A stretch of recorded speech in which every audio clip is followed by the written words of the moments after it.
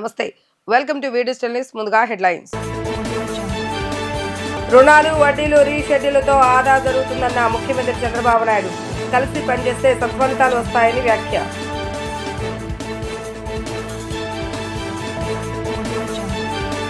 మాటామంతి కార్యక్రమంలో పాల్గొన్న ఉప ముఖ్యమంత్రి పవన్ కళ్యాణ్. పట్టణాలు నగరాల్లో అందుతున్న స్థాయిలో అన్ని సేవలు గ్రామీణ ప్రజలకు చేరువ కావాలని వెల్లడి.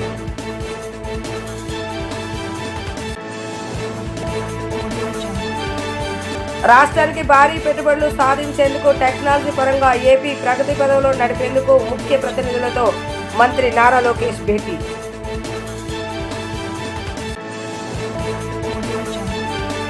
అప్పులు చేయడమే ధ్యేయంగా గత వైసీపీ ప్రభుత్వం అధిక వడ్డీలకు భారీ ఎత్తున రుణాలు చేస్తుందని సీఎం చంద్రబాబు నాయుడు తెలిపారు. ఫలితంగా వడ్డీల రూపంలో ప్రజాధనం దుర్వినియోగం అవుతుందని ఆయన తెలిపారు. గత పాలకుల నిర్లక్ష్యంతో సగటున 12% మేర అధిక వడ్డీలకు అప్పులు తెచ్చారని ముఖ్యమంత్రి చంద్రబాబు నాయుడు అన్నారు. కొన్ని రుణాలను రీషెడ్యూలింగ్ ద్వారా మొదటి ఏడాదిలోనే 512 కోట్ల మేర ఆదాయం చేయగలిగాం. వచ్చే మార్చి నాటికి 1000 కోట్ల రూపాయల మేర ఆదా అవుతుంది.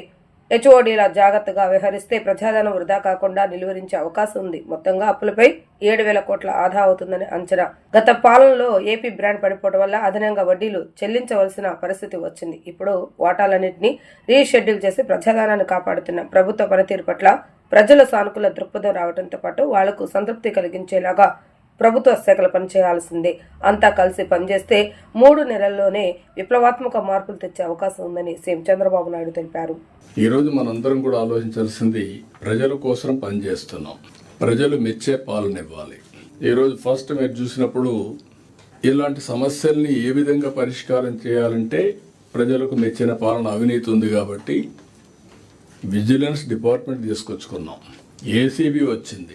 ఇలాంటి అనేక వ్యవస్థలను రూపకల్పన చేశాం. ప్రభుత్వం ఏం చేస్తున్నావు ప్రజలకు తెలియాలి కాబట్టి ఇన్ఫర్మేషన్ కమిషన్ పెట్టుకున్నాం. అంటే మనం చేసే పనులన్నీ ప్రజలకు ఎప్పటికప్పుడు తెలిసి ఒక పాజిటివ్ పబ్లిక్ పర్సెప్షన్ క్రియేట్ చేయడం కోసం అలాంటి డిపార్ట్మెంట్ పెట్టుకున్నాం.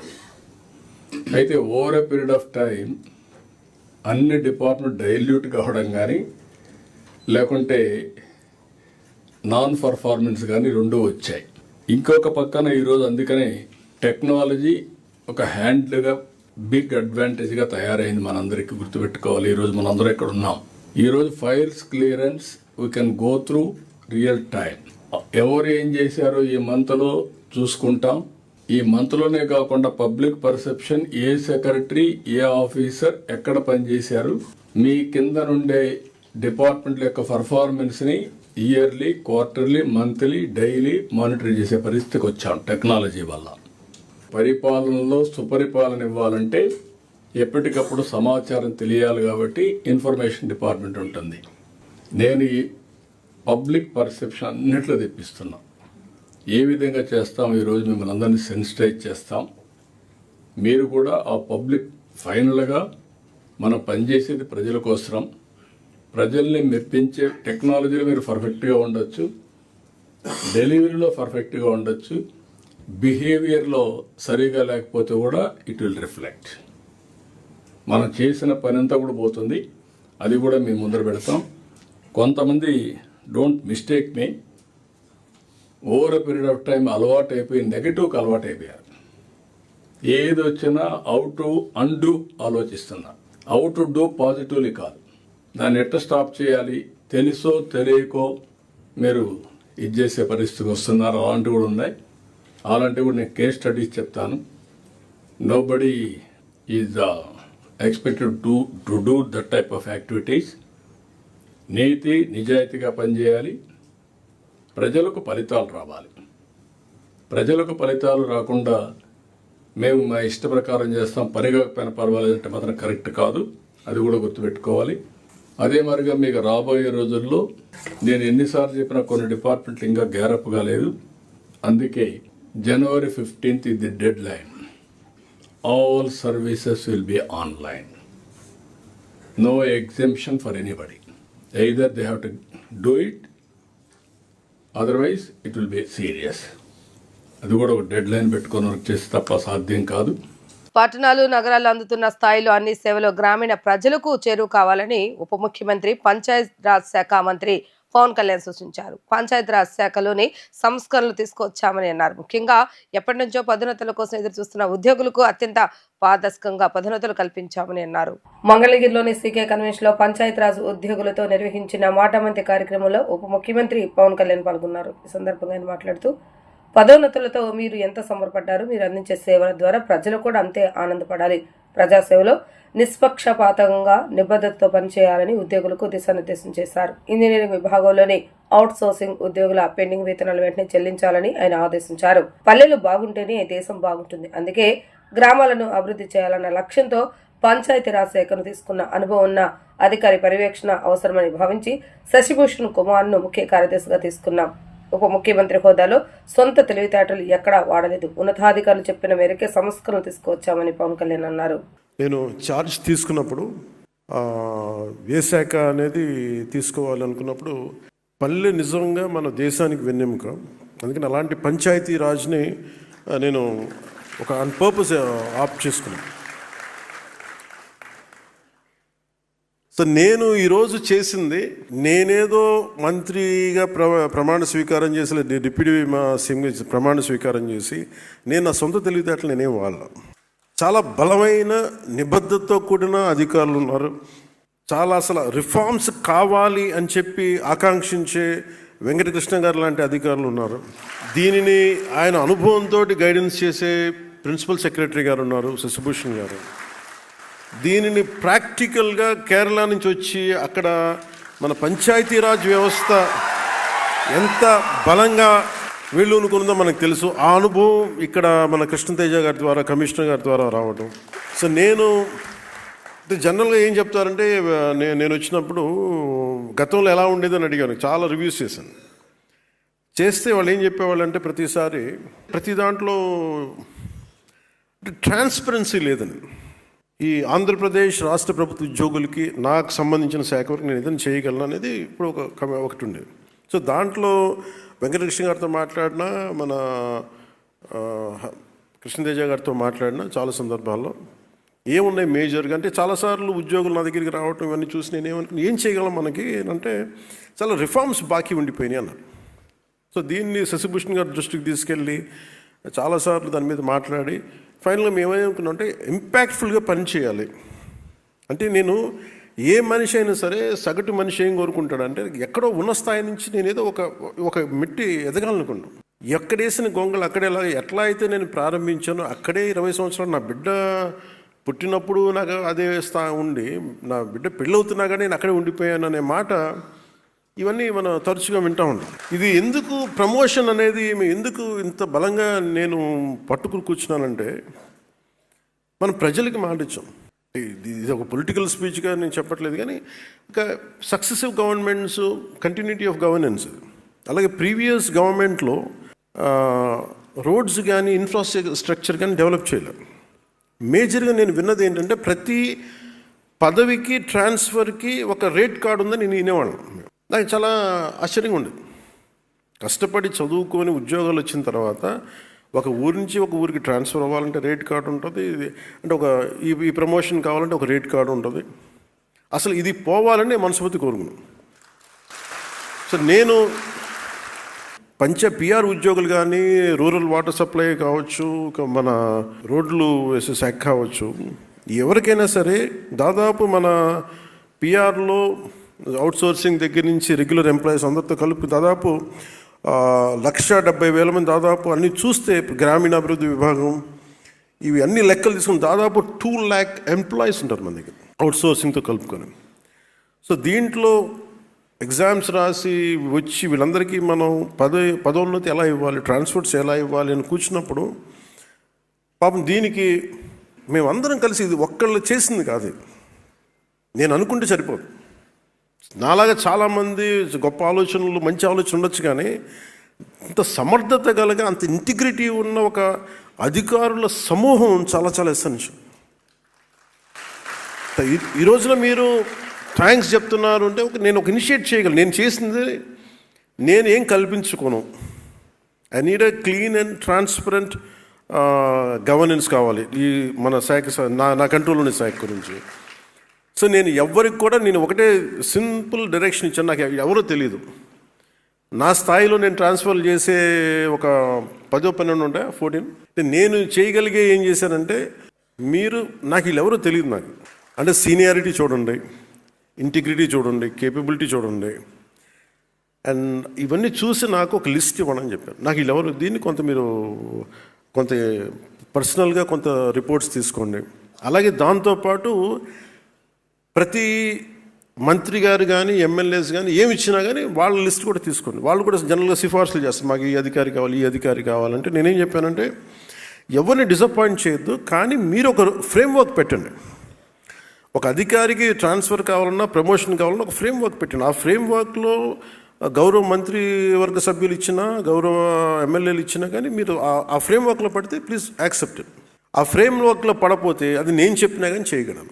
ఇప్పుడు అలాగే మీరు కొంత జీతాలు కొంచెం సరిపోవట్లేదు ఇవన్నీ అంటే, ఫస్ట్ మన సంపదని ఉత్పత్తి చేసిన తర్వాతే, సంపదని పెంచిన తర్వాత మనం ఏదైనా అడగలం.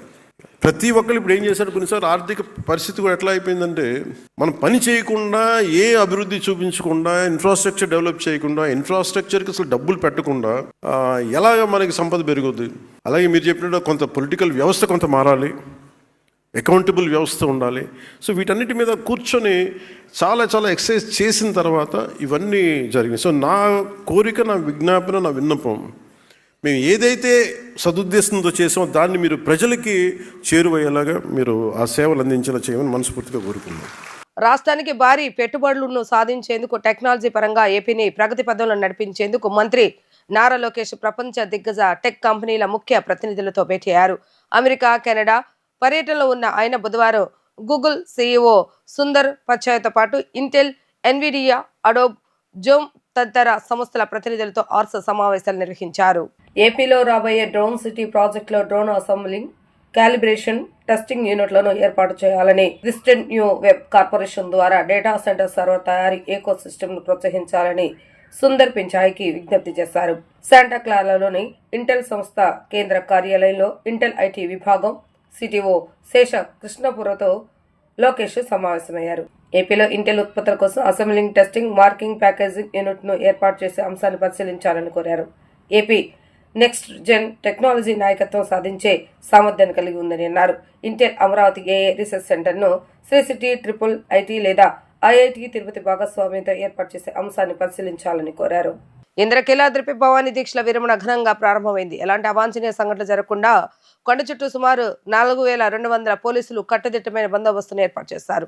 టెక్నాలజీ ఆధారంగా భవానీ దీక్షల విరమణ బందోబస్తును ఎప్పటికప్పుడు పర్యవేక్షిస్తున్నామని సిపి రాజశేఖర్ బాబు తెలిపారు. విద్యార్థులచే తయారు చేసిన స్టార్టప్ ఆధారంగా డ్రోన్ లైవ్ ఫీడ్ ద్వారా కమాండ్ కంట్రోల్ నుంచి అవాంఛనీయ సంఘటనలను అరికట్టేందుకు నూతన ఏర్పాట్లు చేస్తున్నామని తెలిపారు. కొండ చుట్టూ నేరస్తుల కదలికలను ఫేస్ రికగ్నైజేషన్ యాప్ ద్వారా పర్యవేక్షిస్తున్నామని పేర్కొన్నారు. రియల్ టైమ్ గవర్నెన్స్ ద్వారా ఎప్పటికప్పుడు నిఘా ఏర్పాటు చేస్తున్నామంటున్న సిపి రాజశేఖర్ బాబుతో మా ప్రతినిధి లిఖిత ఫేస్ టు ఫేస్.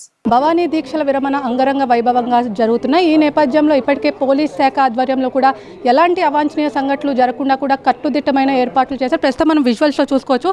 ఏదైతే లైవ్ డ్రోన్ సిస్టమ్ ద్వారా ఇప్పటికే సిపి రాజశేఖర్ బాబు ఎప్పటికప్పుడు అధికారులను అప్రమత్తం చేస్తున్నారు. ట్రాఫిక్ డైవర్షన్స్ అయ్యేమి ఎలా ఉంటాయి, ఏంటి, భక్తుల రద్దీ దృష్ట్యా అసలు ఎలాంటి కమాండ్ కంట్రోల్ నుంచి చూసుకొని కూడా ఇటు చూస్తున్న పరిస్థితి. ప్రస్తుతం మనతో పాటు సిపి రాజశేఖర్ బాబు ఉన్నారు. ఆయన అడిగి తెలుసు. సార్ చెప్పండి, టెక్నాలజీ ఆధారంగా ఇటు భవానీ విరమణలకు ఎలాంటి ఏర్పాట్లు చేశారు, ఏంటి? ఈసారి కొద్దిగా హై ఎండ్ కంట్రోల్ రూమ్ మనం ఏర్పాటు చేసుకోవడం జరిగింది. ముఖ్యంగా ఈసారి కొందరు స్టూడెంట్స్ కూడా వారి సర్వీసెస్ కూడా ఈసారి తీసుకోవడం జరిగింది. ముఖ్యంగా కేఎల్యూ స్టూడెంట్స్తో ఒక స్మాల్ ఇంటర్వెన్షన్ చేశాము. సో మా దగ్గర 42 డ్రోన్స్ ఉన్నాయి. ఈ 42 డ్రోన్స్ కూడా ఒకే డాష్ బోర్డ్లోకి వచ్చేటట్టు కేఎల్యూ యూనివర్సిటీలు చాలా అద్భుతంగా వీరి తయారు చేశారు. సో ఏది ఎప్పుడు లైవ్ ఉంది, ఉదాహరణకి భాస్కర్ సితారా జంక్షన్లో ఇది లైవ్ ఉంది. సో నెక్స్ట్ అనలిటిక్స్ కూడా మీకు చూపిస్తాను. ఆ లైవ్లో ఎన్ని వెహికల్స్ కనిపిస్తున్నాయి, ఎంత క్రౌడ్ కనిపిస్తుంది అనేది తెలుస్తుంది. అలాగా అన్ని జంక్షన్స్ కూడా, అన్ని డ్రోన్ వ్యూస్ కూడా ఒకేసారి చూసేటట్టు వాళ్ళు తయారు చేయడం జరిగింది. ఇప్పుడు మీకు ఒక డ్రోన్ అనలిటిక్స్ చూపిస్తాము. ఒక డ్రోన్ పెట్టండి బాబు.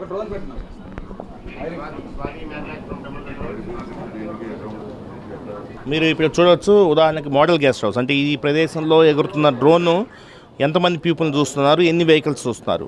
అంటే ఇప్పుడు లేటెస్ట్ ఫ్రేమ్లో పీపుల్ ఎవరు కనిపించట్లేదు, వెహికల్స్ అయితే కనిపిస్తున్నాయి. సో ఇలాగా ఎప్పటికప్పుడు ఈ డ్రోన్ పిక్చర్స్ తీస్తూ అనలిటిక్స్ అనేది మనం ఈసారి డెవలప్ చేయడం జరిగింది. ఆ విధంగా ఆల్మోస్ట్ 42 డ్రోన్స్కి సంబంధించి అన్నీ కూడా ఒకే డాష్ బోర్డ్కి తీసుకోవడం జరిగింది. తర్వాత ఎఫ్ఆర్ఎస్ ఉపయోగిస్తున్నాము. ఎఫ్ఆర్ఎస్లో మా దగ్గర ఉన్న రౌడీ షీటర్సు, అదేవిధంగా crime suspects, law and order suspects అందరినీ కూడా బ్యాక్ ఎండ్లో ఇచ్చేసి మా దగ్గర ఇక్కడ వస్తున్న ప్రజానీకం ఎవరైతే ఉన్నారో అందులో ఎవరైనా క్రైమ్ సస్పెక్ట్స్ ఉన్నారనేది తెలుస్తుంది. ఉదాహరణకి ఇతను ఉన్నాడు బాణావత్ బాల్ అనే ఆయన జస్ట్ నౌ ఒక 17 minutes క్రితము మాకు కనిపించాడు. సో 17 minutes క్రితమే ఇమీడియట్గా ఆయన చెక్ చేయడానికి మనం పంపించడం జరిగింది. సో అలాగా ఫేషియల్ రికగ్నిషన్ సిస్టమ్ను ఉపయోగిస్తూ ఎవరైనా దొంగలు కానీ లేదంటే బ్యాడ్ హ్యాట్స్ ఎవరైనా వచ్చుంటే వాళ్ళ మీద వాచ్ పెట్టడానికి, అంటే వాళ్ళని మనం టచ్ చేసేది లేదు, వాళ్ళు but will keep surveillance over them. So ఇది ఒకటి. తర్వాత డాష్ బోర్డ్స్ ఇది వచ్చేసి ఈ లైవ్ డ్రోన్లో ఇక్కడ ఇది లైవ్ డ్రోన్. ఈ లైవ్ డ్రోన్లో మీరు చూడవచ్చు అనలిటిక్స్ 239 మందిని చూస్తూ ఉంది, 13 వెహికల్స్ చూస్తూ ఉంది.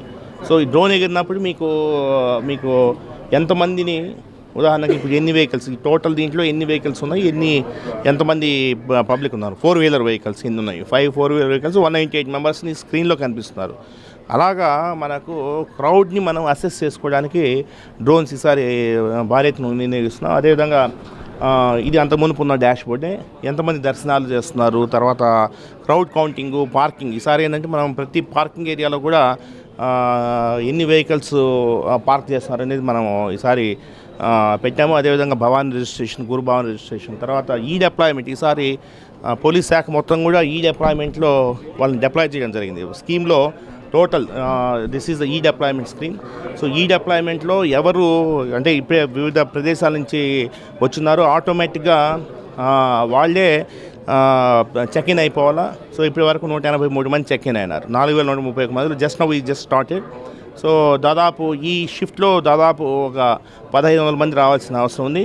183 మెంబర్స్ వచ్చినారు. అంటే ఇప్పుడే just now they started check in. ఎందుకంటే మన కానిస్టేబుల్స్ వీళ్ళందరికీ కూడా కొంత టెక్నాలజీ పరంగా తక్కువ ఇది ఉంటుంది కాబట్టి ఈసారి ఫస్ట్ టైం అలవాటు చేస్తున్నాము. సో ఈ డిప్లాయ్మెంట్ అనేది దేశంలోనే మొట్టమొదటిసారిగా మనము ఈ బందోబస్తుకి మనం ప్లాన్ చేశాము.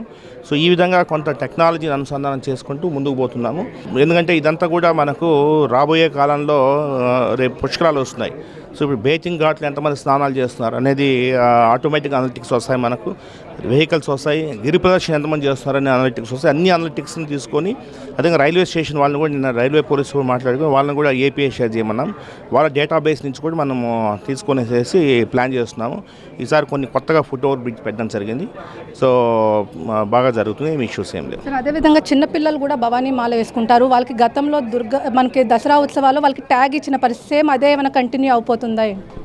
చైల్డ్ ట్రాకింగ్ అనేది ఉంటుంది. అదేవిధంగా ఎంత దర్శనానికి ఎంత టైం పడుతుంది అంటే ఇప్పుడు బయటకు వచ్చిన వ్యక్తి ఎంతసేపు పట్టింది అనేది దర్శనం అనేది మనము అది ఒక అప్లికేషన్ తయారు చేసాం. తర్వాత ఈసారి హోల్డింగ్ ఏరియా క్యూ సిస్టమ్ కూడా ఆటోమేటిక్ ఇక్కడి నుంచే మనము మానిటర్ చేస్తున్నాము.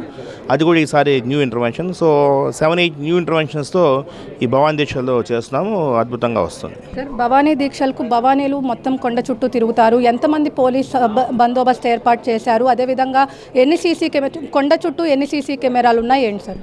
సో మొత్తం 4129 మంది సిబ్బందితో ఈ బందోబస్తు అనేది ఉంటుంది.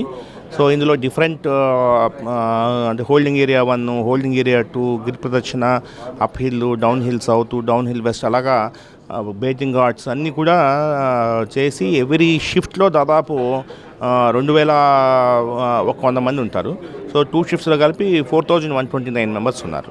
సార్ అదేవిధంగా వీవీఐపీ తాకిడి కానీ అంటే ఇటు సెక్రటేరియట్ నుంచి మంత్రులు కానీ హైకోర్టు జడ్జిలు కానీ వెళ్తున్న పరిస్థితి, ట్రాఫిక్ మేనేజ్మెంట్ ఏ విధంగా చేయబోతున్నారు? ట్రాఫిక్ డైవర్షన్స్ ఏమైనా ఉన్నాయా? వాళ్ళకి ముందే ఏమైనా సమాచారం ఏమన్నా చెప్పారా సార్? ట్రాఫిక్ మేనేజ్మెంట్ అస్త్రమనే ఇది ఉపయోగిస్తున్నాం. ఉదాహరణకి టెంపుల్ టు రాజీవ్ పార్క్ రోడ్లో 560 మీటర్ల కంజెషన్ ఉంది. సో ఇమీడియట్గా అక్కడ డ్రోన్ వెళ్తుంది, అక్కడికి ట్రాఫిక్ టాస్క్ ఫోర్స్ వెళ్తుంది. సో అది కూడా total real time monitoring system ఏదైతే ఉందో, రియల్ టైమ్ గవర్నెన్స్ ఏదైతే గౌరవ ముఖ్యమంత్రి ప్రతి సందర్భం చేస్తారో అది ఇక్కడ ఉన్నట్టు తూచా తప్పకుండా పాటిస్తూ ముందుకెళ్తున్నాము. సో ఎక్కువ ఇబ్బంది పెట్టకుండా, ప్రజల్ని ఎక్కువ ఇబ్బంది పెట్టకుండా ట్రాఫిక్లో సీమ్లెస్ ట్రాఫిక్ ఫ్లో ఉండాలనేది మా ఉద్దేశం. ఎందుకంటే ఈ భవానీ దీక్షల సందర్భంగా కామన్ మ్యాన్ విజయవాడలో ఉన్న కమ్యూటర్ అనేవాడు అతనికి ఇబ్బంది కలగకూడదనే ఉద్దేశంతోనే డైనమిక్ ట్రాఫిక్ మేనేజ్మెంట్ చేస్తున్నాం. అంటే ఉదాహరణకి మోడల్ గెస్ట్ హౌస్ ముందు వెహికల్స్ మామూలుగానే వెళ్ళిపోతుంటాయి. ఒకవేళ ప్రాబ్లం వస్తే టకాని then will go for diversion. So అలాగా డైనమిక్గా చేస్తున్నాం. సార్ 2 వీలర్స్ 4 వీలర్స్ ఇటు అలౌ చేయట్లున్న పరిస్థితి మనం చూస్తాం. దాన్ని ఫ్లైఓవర్ ఏమైనా వాడుకుంటున్నారా, లేదంటే ఇప్పుడు క్యాబినెట్ జరుగుతుంది, వచ్చే మంత్రులందరూ హైకోర్టు వాళ్ళందరూ వాళ్ళకి ఏమైనా డైవర్షన్స్ అయినా చెప్పారా సార్, లేదంటే ఏమన్నా? No diversions. మనం ఇప్పటి వరకు డైవర్షన్స్ వద్దని చెప్పాను. సో కొంత సమస్య వస్తే చూస్తామని, ఎందుకంటే ఇటువంటి పరిస్థితులు ఇబ్బంది పెట్టకూడదు అనేది ఆలోచన. సో ఈ మధ్యన ఇప్పుడు ఒక ఫుట్ ఓవర్ బ్రిడ్జ్ కూడా వేసాము. సో మన కార్పస్ బ్రిడ్జ్ దాటిన తర్వాత ఒక ఫుట్ ఓవర్ బ్రిడ్జ్ ప్లాన్ చేసాము. సో అది కూడా కాసేపట్లో క్రౌడ్స్ పెరిగితే బల్జ్ అయితే మనం ఆ ఫుట్ ఓవర్ బ్రిడ్జ్ సర్వీసెస్ కూడా మనం ఉపయోగిస్తాము. ఎటువంటి ఇబ్బంది లేదు. సార్ హోల్డింగ్ ఏరియాస్ ఎన్ని ఏర్పాటు చేశారు? హోల్డింగ్ ఏరియాస్ మొత్తం ఇటు ఆల్రెడీ దసరా ఉత్సవాలప్పుడు మనం కుమ్మరపాలెం నుంచి కూడా ఏర్పాటు చేశారు. ఇప్పుడు ఎన్ని ఏర్పాటు చేశారు? అక్కడ ఎన్ని కెమెరాలు ఉన్నాయి సార్? సో ఇప్పుడు 2 హోల్డింగ్ ఏరియాస్ ఏర్పాటు చేశాము. 2 హోల్డింగ్ ఏరియాస్ పోయినసారి కూడా 2 హోల్డింగ్ ఏరియాస్, బట్ ఈసారి కొంత డిజైన్ మార్చడం జరిగింది. ఎందుకంటే లాస్ట్ టైం రైల్వే స్టేషన్ నుంచి వచ్చిన వాళ్ళకి ఎక్కువ దర్శన సమయం పట్టింది, బస్ స్టేషన్ నుంచి వచ్చిన వాళ్ళు త్వరగా శీఘ్రగతిన దర్శనం అయింది అనే అపవాదు లాస్ట్ టైం కొంత వచ్చింది. కాబట్టి ఈసారి అలా కాకుండా 2 హోల్డింగ్ ఏరియా 1, హోల్డింగ్ ఏరియా 2 రెండింటి నుంచి కూడా మనము వినాయక టెంపుల్ దగ్గర 2 హోల్డింగ్ ఏరియాస్ ఒకేసారి తీసుకోలేక ప్లాన్ చేశాము. ఈసారి ఇష్యూస్ లేకుండా చూస్తాం. Thank you sir. మొత్తం మీద చూసుకున్నట్లయితే ఎలాంటి అవాంఛనీయ సంఘటనలు జరగకుండా కూడా పోలీసులు కట్టుదిట్టమైన ఏర్పాట్లు చేశారు. ఏఐ ఆధారంగా కూడా టెక్నాలజీని ఉపయోగించుకొని ఇటు భవానీ దీక్షలు బందోబస్తు కూడా ఏర్పాటు చేశాము. అదేవిధంగా ఈ డిపార్ట్మెంట్ అనే నూతన యాప్ను కూడా రిజిస్టర్ చేశాము. అదేవిధంగా మొత్తం 4100 మంది పోలీస్ బందోబస్తు ఏర్పాటు చేశాము. ఏదైతే రియల్ టైం గవర్నెన్స్ ద్వారా ఎంతమంది భక్తులు దర్శించుకుంటున్నారనే దాని మీద కూడా ఇటు చెప్తున్న పరిస్థితి. అదేవిధంగా కమాండ్ కంట్రోల్లో నుంచి ఎప్పటికప్పుడు కూడా సిపి రాజశేఖర్ బాబు మానిటరింగ్ చేస్తున్న పరిస్థితి. ఎలాంటి ఇబ్బందులు లేకుండా కూడా అన్ని ఏర్పాట్లు చేశారు. అదేవిధంగా రియల్ టైం గవర్నెన్స్లో ఎంతమంది వస్తున్నారు ఏంటి అనే దానిపై కూడా ఏర్పాట్లు కూడా చేస్తున్నారు. అదేవిధంగా ఎవరైతే సస్పెక్ట్ షీట్స్ ఉన్నారో వాళ్ళందరినీ ఐడెంటిఫై చేసి వాళ్ళ మీద ఒక నిఘా కూడా ఏర్పాటు చేశారు. భవానీ దీక్షలో చుట్టుపక్కల మొత్తం సీసీ కెమెరాలు, అదేవిధంగా కొత్తగా ఏదైతే కేఎల్ యూనివర్సిటీ వాళ్ళు డిజైన్ చేసిన డ్రోన్ల ఆధారిత టెక్నాలజీని కూడా ఉపయోగిస్తామని కూడా ఇక్కడ సిపి రాజశేఖర్ బాబు చెప్తున్నారు. ఇది ఇక్కడ ఉన్న పరిస్థితి. వీడియో జర్నలిస్ట్ అఖిల్తో లిఖిత, వీడియో న్యూస్, ఇంద్రకిలాద్రి నుంచి. తెలంగాణలో జరిగింది గ్లోబల్ సమిట్ కాదని లోకల్ సమిట్ అని ప్రజాశాంతి పార్టీ అధ్యక్షులు కేఏ పాల్ విమర్శించారు. అంతర్జాతీయంగా ఏ దేశానికి సంబంధించిన వ్యాపార దిగ్గజాలు సమిట్కు రాలేదని వెల్లడించారు. సమిట్ పేరుతో అవినీతి జరిగిందంటూ స్పష్టం చేశారు. ఇండిగో ఎయిర్లైన్స్ ను అదానికి అప్పగించేందుకు విమానాలను కేంద్రం ఆపిందని చెప్పారు. ప్రజాశాంతి పార్టీ అధ్యక్షులు కేఏ పాల్ గాంధీనగర్లోని ప్రముఖ హోటల్లో మీడియా సమావేశాన్ని నిర్వహించారు. ఈ సమావేశంలో పాల్ మాట్లాడుతూ తెలంగాణ ముఖ్యమంత్రి రేవంత్ రెడ్డి 4 కోట్ల తెలంగాణ ప్రజలను మోసం చేస్తున్నారని అన్నారు. సమిట్ల పేరుతో అవినీతి జరుగుతుందని, సమిట్లో ఏ ఒక్క అంతర్జాతీయ వ్యాపార దిగ్గజం పాల్గొనట్లేదని అన్నారు. సమిట్లో వ్యాపారస్తులకు బదులు వరల్డ్ బిగ్గెస్ట్ క్రిమినల్ టోనీ బ్లేయర్ను ముఖ్య అతిథిగా పిలిచారని అన్నారు. అదేవిధంగా ఎటువంటి సంబంధం లేని చిరంజీవిని కూడా ఈ సమిట్కు ఆహ్వానించారని, ఇది ప్రభుత్వ దిగజారుడుతనానికి నిదర్శనమని అన్నారు. ఫేక్ ఎంఓఏలతో తెలంగాణ ప్రజలను ముఖ్యమంత్రి రేవంత్ రెడ్డి మోసం చేస్తున్నారని చెప్పారు. రేవంత్ రెడ్డి గారు పెట్టిన గ్లోబల్ సమిట్ అది గ్లోబల్ కాదు, లోకల్ సమిట్ అని చెప్పటానికి 3 పెద్ద రుజువులు ఉన్నాయి. ఒకటి, చిరంజీవి ఎక్కడో డ్యాన్స్ వేసుకుంటుంటే ఉప ముఖ్యమంత్రి బట్టి విక్రమార్క ఇంకో పెద్ద మినిస్టరు ఆయన స్టూడియోకి వెళ్ళి అయ్యా మీరు తప్పకుండా రావాలి అని ఆయన్ని పిలుచుకునే పరిస్థితికి వచ్చారు. ఒక చిరంజీవిని, ఒక యాక్టర్ని, అసలు గ్లోబల్కి ఆయనకి కనెక్షనే లేదు 1%.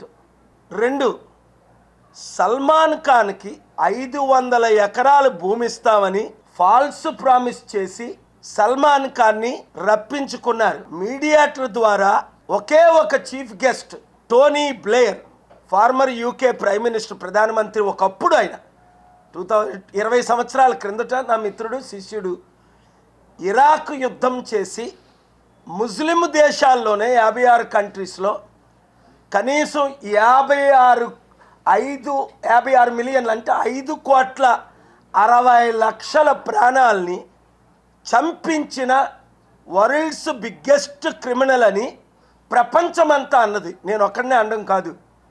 ఎందుకు అంటే 2002 డిసెంబర్ 23న సదాం హుస్సేన్ ద్వారా నేను శాంతిని అక్కడ జార్జ్ బుష్ చేసింది మీకు తెలుసు. ఇన్వెస్ట్మెంట్ సమిట్ అన్నారు కదా, 2971 మంది బిలియనీర్స్ ఉన్నారు ప్రపంచంలో. ఒక్కరు వచ్చారా? రాలేదు. 200 మంది అంబాసిడర్లు ఉన్నారు ఢిల్లీలో. కనీసం ఒక 3, 4, 5 ఎవరో పేరు లేని వాళ్ళు 2 వచ్చారట. దేశాల పేర్లే ఎవరికి తెలియదు. చూడండి, ప్రజా డబ్బుని రేవంత్ రెడ్డి ఏ విధంగా అవినీతితో రాష్ట్రాన్ని సర్వనాశనం చేశారో. మనవడితో ఆడుకుంటున్నాడు, గోళీలాడిది ఏదో చిన్న 4.5 కోట్ల తెలంగాణ ప్రజలతో ఆడుకున్నారు. కౌన్సిల్లో ఆమోదం పొందిన అంశాలను ప్రభుత్వం ద్వారా రద్దు చేయించడం దారుణమని రాయన భాగ్యలక్ష్మి విమర్శించారు. బీసీ మహిళ ఐలమ్మ పేరును కళ్యాణ మండపానికి పెడితే తొలగించి తమకు నచ్చిన పేరును పెట్టుకోవడం పట్ల ఆమె తీవ్ర అభ్యంతరం వ్యక్తం చేస్తారు. ఇది ఒక బీసీ రజక మహిళకు జరిగిన తీవ్ర అన్యాయంగా పరిగణిస్తూ కౌన్సిల్ రూలింగ్ ఇచ్చిందని ఆమె కమిషనర్ దృష్టికి తెచ్చారు. కౌన్సిల్ సమావేశం అనంతరం మేయర్ రాయన భాగ్యలక్ష్మి మీడియాతో మాట్లాడుతూ ప్రస్తుత ప్రభుత్వ వైఖరిపై తీవ్ర అసంతృప్తిని వ్యక్తం చేశారు. ముఖ్యంగా గత కౌన్సిల్లో ఆమోదించిన చిట్యాల ఐలమ్మ పేరును కళ్యాణ మండపానికి పెట్టే విషయంలో జరిగిన పరిణామాలపై ఆమె మాట్లాడారు. గత కౌన్సిల్లో కౌన్సిలర్ మల్లేశ్వరి చొరవతో నిర్మించిన రజక కళ్యాణ మండపానికి చిట్యాల ఐలమ్మ పేరును తీర్మానం చేసి ఆమోదం పొంది బోర్డు కూడా ఏర్పాటు చేయడం జరిగిందని అన్నారు. అయితే ఇప్పుడున్న ప్రభుత్వం అధికారులు ఆమోదించిన ఈ పేరును గాని ఇతర పనులు గాని మళ్లీ గవర్నమెంట్కు పంపించి రద్దు చేస్తున్నారని మేయర్ ఆరోపించారు. ఒకసారి కౌన్సిల్ ఆమోదం పొందిన అంశాలను రద్దు చేసి తమకు నచ్చిన పేర్లు ప్రతిపాదించడం సరికాదని, ఇది కౌన్సిల్ మరియు కార్పొరేషన్ యొక్క విలువలను తగ్గించే చర్య అని ఆమె విమర్శించారు. ఇది ఒక బీసీ మహిళ రజక మహిళకు జరుగుతున్న అన్యాయంగా భావించి ఈ విషయంపై కమిషనర్కు తెలియజేస్తున్నట్లుగా చెప్పారు. ప్రభుత్వానికి రద్దు కోసం పంపిన ఈ అంశంపై ఇంకా తుది నిర్ణయం కార్పొరేషన్కు రాలేదని, తక్షణమే చిట్యాల ఐలమ్మ పేరును కళ్యాణ మండపానికి పెట్టాలని కౌన్సిల్ రూలింగ్ చేసి కమిషనర్కు తెలియజేసినట్లుగా మేయర్ స్పష్టం చేశారు. మెడికల్ కాలేజీల అంశంపై మాట్లాడుతూ కౌన్సిల్లో 88 కింద మెడికల్ కాలేజీలు మరియు మెడికల్ కాలేజీల ప్రైవేటీకరణ అనే 2 అంశాలను చర్చ కోసం ముందుకు తీసుకొచ్చినట్లుగా తెలిపారు. గతంలో 2014, 2019 మధ్య చంద్రబాబు నాయుడు 4 మెడికల్ కాలేజీలకు పర్మిషన్ పెట్టుకున్నప్పటికీ 5 ఏళ్లలో వాటిని తేలేకపోయారని విమర్శించారు. అయితే 2019, 2024 మధ్య జగన్మోహన్ రెడ్డి ఆంధ్రప్రదేశ్కు 17 మెడికల్ కాలేజీలను తీసుకుని రాగా అందులో 5 పూర్తి చేసి నిర్మాణం పూర్తి చేసుకుని పనిచేస్తున్నాయని తెలిపారు. ఈ మెడికల్ కాలేజీలో మెరిట్ స్టూడెంట్లు ఉచితంగా సీట్లు తెచ్చుకొని చదువుకుంటున్నారని, పీజీకి కూడా కొన్ని సీట్లు వచ్చాయని వివరించారు. నగరపాలక సంస్థలో కౌన్సిల్ నిర్వహించుకోవడం జరిగింది. ఈ కౌన్సిల్లోన 179 అంశాలన్నవి ఈరోజు కౌన్సిల్ ముందుకు రావడం జరిగింది. గత కౌన్సిల్లో ఏదైతే చాకల ఐలమ్మ గారి పేరుని తీర్మానం చేయటం జరిగింది, మల్లేశ్వరి గారు ఆమె డివిజన్లోన ఆమె ఒక రజక మహిళ అయి ఉండి ఆమె ఒక రజక కళ్యాణ మండపాన్ని కట్టించాలి అన్న ఒక ఉద్దేశంతో ఒక కమ్యూనిటీ హాల్ అన్నది నిర్మించడం జరిగింది. దానికి గతంలోన ఆ కమ్యూనిటీ హాల్కి పేరు తీర్మానం చేయటం జరిగింది. ఆ పేరు తీర్మానం జరిగిన తర్వాత ఆ కమ్యూనిటీ హాల్ కూడా పూర్తిగా నిర్మించడం జరిగిన తర్వాత దానికి చాకల ఐలమ్మ అని పెట్టి పేరు అన్నది చిట్యాల ఐలమ్మ అనే పేరు అన్నది ప్రతిపాదించడం జరిగింది. ప్రతిపాదన ఆమోదం జరిగింది కాబట్టి ఆ బోర్డు మనం ఆ కళ్యాణ మండపానికి పెట్టడం జరిగింది. ఈ కౌన్సిల్లోనే ఏం జరుగుతుందంటే గతంలోన ఏదైతే ప్రతిపాదనలు పెట్టారో ఆ కార్పొరేటర్ ప్రతిపాదనలు ఆమోదించిన తర్వాత ఆ ప్రతిపాదనల్ని మళ్ళీ ఇప్పుడు ఉన్న గవర్నమెంటు ఇప్పుడు ఉన్న అధికారుల ద్వారా ఆ పేర్లను కానీ లేకపోతే ఏదైనా సంబంధిత వర్కులు కానీ మళ్ళీ గవర్నమెంట్కి పంపించి గవర్నమెంట్లో దాన్ని క్యాన్సిల్ చేయటం జరుగుతుంది. ఇంతవరకు కార్పొరేషన్లో ఎప్పుడూ ఇలాంటి సంస్కృతి లేదు. ఒకసారి కార్పొరేషన్లోన కౌన్సిల్లోన ఆమోదన అయినవి మళ్ళీ గవర్నమెంట్కి పంపించి వాళ్ళకి నచ్చే విధంగా క్యాన్సిల్ చేసుకొని మళ్ళీ వాళ్ళకి నచ్చే విధంగా వాటికి వేరే పేర్లు ప్రతిపాదన పెడుతున్నారు, వాటికి వేరేగా పెట్టిస్తున్నారు అని అంటే ఇదేం సంస్కృతి? అంటే రాబోయే తరాలకి రాబోయే కార్పొరేషన్లు ఎలా నడవాలన్నది వీళ్ళు ఏం దారి చూపిస్తున్నారు? ఈ రకంగా గత కౌన్సిల్లో పెట్టినవి ఇప్పుడు ఉన్న వాళ్ళు క్యాన్సిల్ చేస్తే రేపటి రోజున వచ్చిన వాళ్ళు కూడా వాళ్ళ గవర్నమెంట్లో కూడా ఇట్లాగే క్యాన్సిల్ చేసుకొని వాళ్ళకి నచ్చిన పేర్లు పెట్టుకుంటారు కదా. అంటే కౌన్సిల్కి కానీ కార్పొరేషన్కి కానీ వీళ్ళు ఇస్తున్న విలువ ఏంటి, వీళ్ళు కౌన్సిల్ తీర్మానానికి ఇస్తున్న విలువ ఏంటి అన్నది ఈరోజు కౌన్సిల్లోన ఒక బీసీ మహిళ ఒక రజక మహిళకి జరుగుతున్న అన్యాయంగా మేము తెలియజేసుకున్నాం. దీని మీద కమిషనర్ గారికి కూడా మేము తెలియజేయడం జరిగింది. ఏదైతే ఈ పేరు గవర్నమెంట్కి క్యాన్సిల్ చేయమని పంపించారో ఇంకా గవర్నమెంట్ నుంచి ఏ ఒక్క విషయం ఇంకా బయటికి రాలేదు కాబట్టి, ఇంకా గవర్నమెంట్ ఏ డెసిషన్ తీసుకుందో అది ఇంకా కార్పొరేషన్ రాలేదు కాబట్టి ఇమీడియట్గా రేపు పొద్దున్న కల్లా చిట్యాల ఐలమ్మ అన్న పేరు ఆ కళ్యాణ మండపానికి పెట్టాల్సిందిగా మేము కమిషనర్ గారికి తెలియచేయటం జరిగింది. ఇది కౌన్సిల్ రూలింగ్ చేయటం జరిగింది.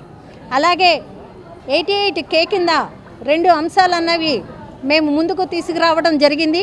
ఏదైతే మా సభ్యులు అందరూ ఓటింగ్ ప్రకారం 88Kలో ఒక 2 అంశాలు మేము ముందుకు తీసుకొచ్చి దాని గురించి కూడా చర్చించడం జరిగింది.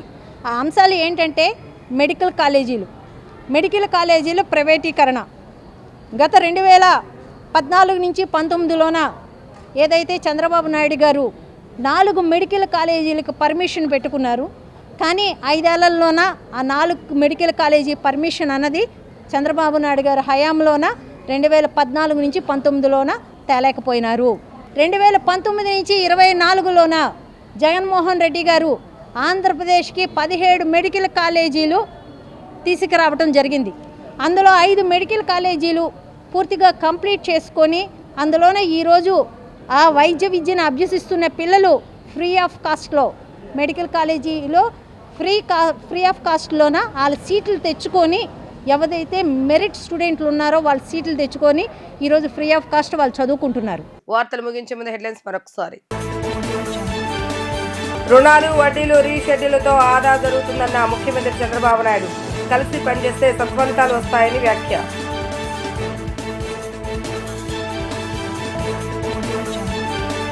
మాటామంతి కార్యక్రమంలో పాల్గొన్న ఉప ముఖ్యమంత్రి పవన్ కళ్యాణ్. పట్టణాలు నగరాల్లో అందుతున్న స్థాయిలో అన్ని సేవలు గ్రామీణ ప్రజలకు చేరువ కావాలని వెల్లడి.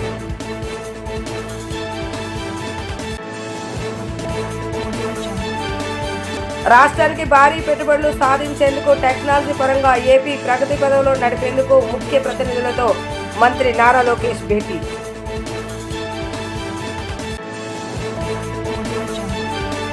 ఇవి రోజు వార్తా విశేషాలు. మరలా 3 ప్రసారమే వార్తల్లో మళ్ళీ కలుద్దాం. అంతవరకు సెలవు. నమస్కారం.